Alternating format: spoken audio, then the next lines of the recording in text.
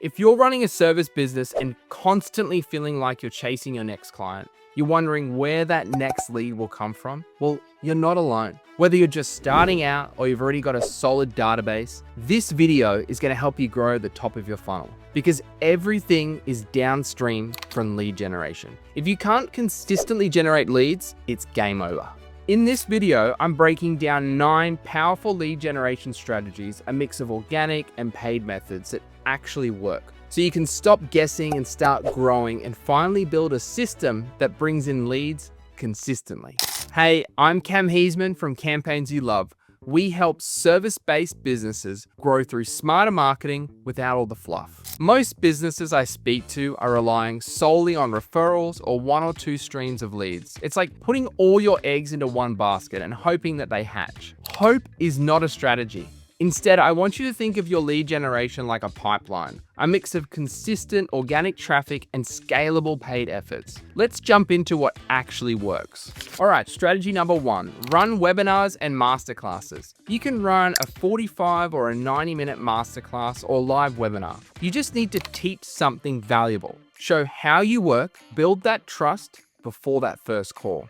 You need to position yourself as the authority, and people self-select if they're ready to work with you. This also integrates beautifully into paid funnels. You can add a free workshop as a retargeting offer, and this has worked incredibly well with my own paid ad clients. In fact, I often recommend it as one of the first value-driven offers to test. All right, let's move on to strategy number 2. Use online self-assessments to pre-qualify and educate. Now look, instead of saying book a free quote, say this: take this 2-minute quiz to see if you qualify for, and then insert your service. So for example, if you're a painter, create a short online quote estimator. Ask smart questions, let them self-assess, then present your service as the natural next step. These assessments pre-qualify leads and warm them up. They also let you use logic to disqualify the time wasters. Now I'm going to give you a tool tip here. Use something like Cognito Forms to build these fast. You can add custom logic, track answers, and automate your email follow-ups. All right, let's move on to strategy number 3, run waitlists and register interest campaigns. Big brands do this all the time, and if you're a service-based business, so should you. Launching a new service? Don't wait. Put up a simple register for early access or join the waitlist page and start capturing warm leads before you even go live. Let's say you're a mortgage broker rolling out a new first home buyer service offering or a home insurance comparison service. You can start building a list right now. All that you need is just one simple form with a clear message. And that message could be first in line when we open this up. And this strategy works for way more than just new businesses. Let's say you're a pool servicing company and you're about to launch a new smart pool monitoring service. You can run a short waitlist campaign to test interest before it's even live. If you already have a database, then that's even better. Send out an email about new upcoming offers, masterclasses, or a package, and let them raise their hand. Look, here's what I want you to take away from this. You don't need a finished offer to start collecting leads. A waitlist helps you test demand early, start conversations, and warm up your future buyers, whether you're opening a new salon or launching a course or just trying out a new monitoring service. This strategy works. Build the list before you build the landing page. All right, strategy number 4, build a community with interest-based groups. Create a discussion group around a common interest, not just your brand. Instead of something like Cam's Lounge, go for names like Digital Marketing Tactics for Tradies or First Home Buyer Tips Australia. Set up on Facebook, LinkedIn, or Reddit, wherever your audience already hangs out. From there, you can run polls, you can share quick insights, start Q&A threads, you can encourage people to ask about challenges that they're facing.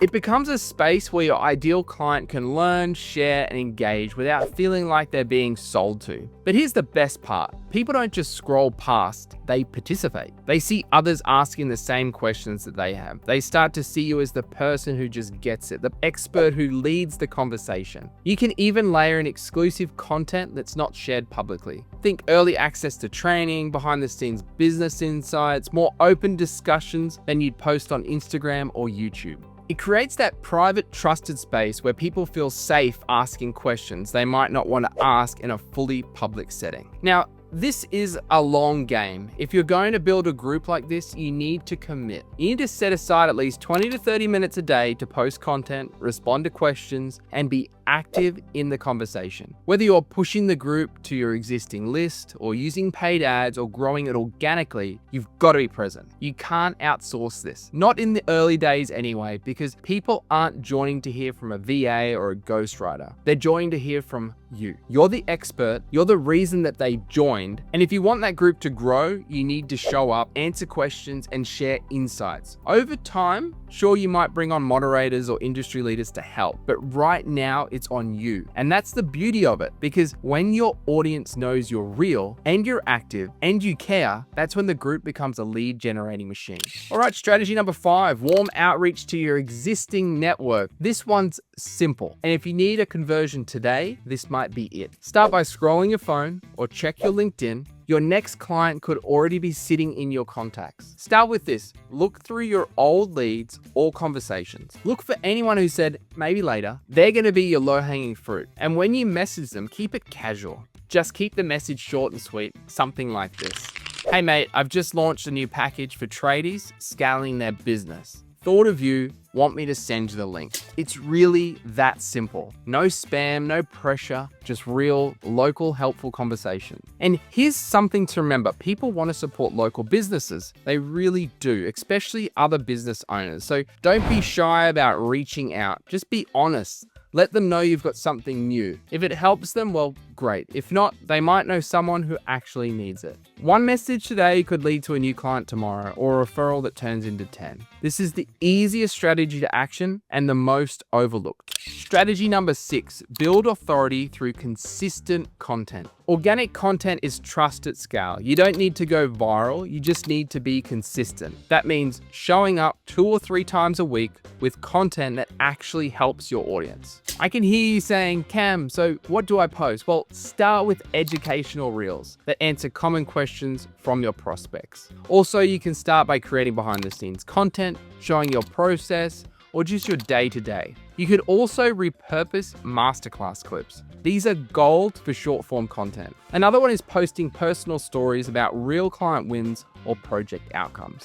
And here's the key, you don't need editing skills to make this work. Use a tool like Opus Clip. You can upload a long video, say your masterclass video, and it'll automatically cut that down into bite-sized, high-performing clips. It even scores them for you so you know what to post first. This kind of content does double duty. It builds authority because you're teaching and sharing value, and it becomes a lead magnet when you start retargeting the people who engage with it. So I want you to think long-term. Build a content system around your workshops, your process, your results, and you'll start to build authority on autopilot. Strategy number 7, capture high-intent leads with paid search. So let me paint the picture. Someone types mortgage broker Gold Coast or cabinet makers near me, and boom, your ad shows up at the top of Google. That's exactly what Google Ads and Microsoft Ads are designed to do. You pay when someone clicks, and if your landing page and offer are set up right, you're in the game. Now, here's where it actually matters. If your web page loads in under 3 seconds, has a clear headline and a compelling offer, it shows trust signals like client reviews or testimonials, then you've got a real shot at converting that click into a paying client. I'm gonna give you a pro tip here. Check your page score in Google Ads. Your ad performance improves when your landing page is fast, relevant, and aligned with what that person's actually searched for. Google wants its users to find what they're looking for. If people leave too quickly from your page, your ad rank drops and your costs start to go up. Now let's address the real question. How do you get started if you're a busy business owner and you've never run Google Ads before? Well, you've got a few options that you can try. You can try running the ads yourself. Google Ads has simple campaign wizards to get you going. Or if you want to get serious results a lot faster, reach out to a digital agency to help you set everything up properly, just like campaigns you love. And here's the good news. It doesn't have to cost you a fortune. Google Ads works on intent. If someone is already searching for your service, you're not interrupting them like the other social platforms. You're helping them find what they need. All you need to do is track one thing, the conversion. This could be someone booking a consultation on Calendly, filling out a lead form, or landing on a thank you page after submitting their details. That's the metric you optimize for. So set up your ad, track the conversion, and let the platform tell you if it's working. This is one of the most scalable lead gen strategies out there, and it's better to be in the game, even with a small budget, than invisible when someone's searching for exactly what you offer. And look, I see this all the time for our clients where they are number one in Google search for paid ads, number one in the local pack, and number one for organic search. Which business in this scenario is going to get the click if competitors are only showing once? Strategy number 8, paid social ads for engagement and conversions. Facebook, Instagram, and LinkedIn, your paid ads here should mirror your organic approach. You need to run a 3-step funnel. So value first awareness video, retargeting with testimonials or social proof, and then finally, a call to action to book a call or attend a workshop. You need to test different hooks, formats, and visuals to see what actually works. Then use the data to double down on what works. And remember, paid traffic lets you train the algorithm with your content. Don't just rely on organic reach. If you want to learn more about Facebook ads and this strategy in more detail, I have a recent video where I give you a decade of Facebook ads advice in less than 15 minutes. All right, strategy number 9, build a review process that actually works. Now, look, I've saved this one for last, but honestly, it might be the most powerful. Build a review process that works. I don't mean asking for reviews when you remember or throwing the link into a follow-up email and just hoping for the best. I mean creating a system, a process that's consistent, automated, where possible, and most importantly, timed right. Let me give you an example for a mortgage broker. In industries like finance or mortgage broking, most people wait until the client moves into the house to ask for a review. That's too late. By then, other third parties have stepped in, agents, conveyancers, and the banks. And then emotions of the win has already passed. So when is the best time to ask? When the loan goes unconditional. That's your win. That's the moment they feel relief, excitement, and gratitude for the work that you've done. That's when they're most likely to leave a glowing review. And here's the kicker. Every happy client who leaves a review becomes a promoter of your business. They're now publicly backing your brand, which builds trust faster than anything you can say in an ad. Now, from a paid advertising perspective, this is huge. If you've got 100+ reviews and your competitor has 5, it's not even a fair fight.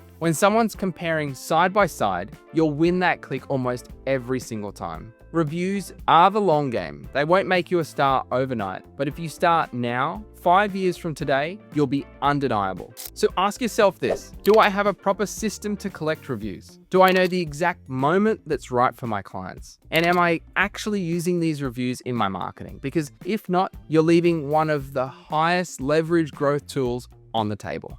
Quick recap, reminders, and some pro tips. Paid and organic should align. If your organic offer is a masterclass or a checklist, run ads for that too. Don't just push book a call ads. Build value, build trust, nurture, then convert.